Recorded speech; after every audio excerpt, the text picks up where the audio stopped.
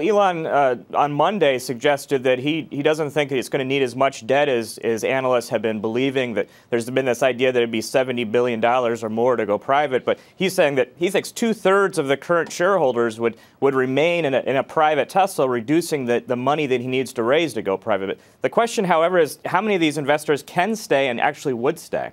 And I'd ask you that question. I've been doing a lot of reporting over the past couple of days on that, and it's complicated. There are a number of big mutual funds, actively managed mutual funds, that may in fact want to roll over. There are index funds which clearly can't. There are other actively managed funds that can't because there are provisions within their own agreements that prevent them from moving into a private entity. Are there any other investors, though, out there beyond the Saudis that would end up financing the rest of it? Meaning, even if you assume that Elon Musk is correct in terms of the structure, you still are going to have to buy out whether it's 10 or 20 or $30 billion worth of investors, and that money's got to come from somewhere. Right, and that's the question. There seems to be kind of an assumption that there is money out there, and if you look at here in the Valley over the last few years, there's been a lot of foreign money flowing in to fund the next Elon Musk, the next Tesla in the automotive space. You look at companies like Zoox getting a lot of money from abroad. You look at companies like NIO getting a lot of money. Hold on, just to put that in perspective, Zoox, I think, has raised in total several $100 million. $100 million. It's not starting with a B at all. You're gonna have to get a lot. That's a whole different story to put that company in comparison to what's going to be required for Tesla. No.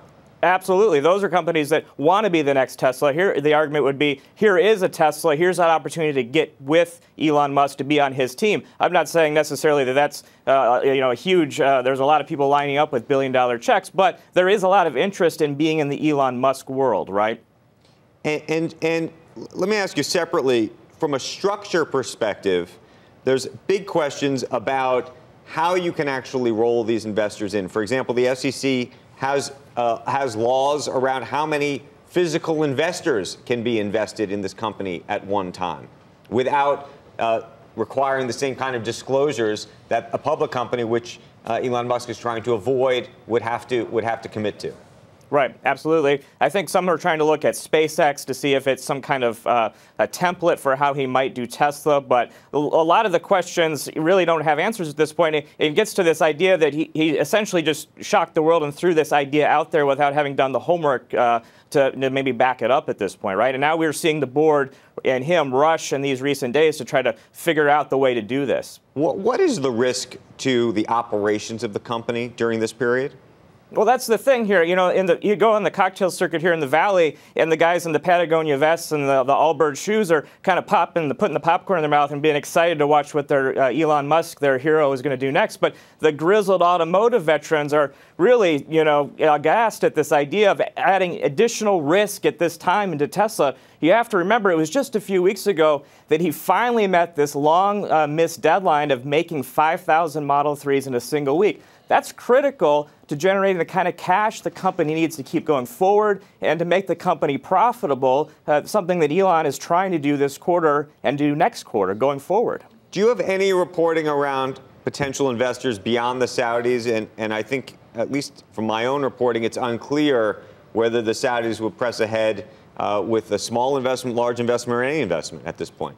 I think it's unclear to me. It's unclear, it's unclear if the Saudis, have the money in place. There's questions around that.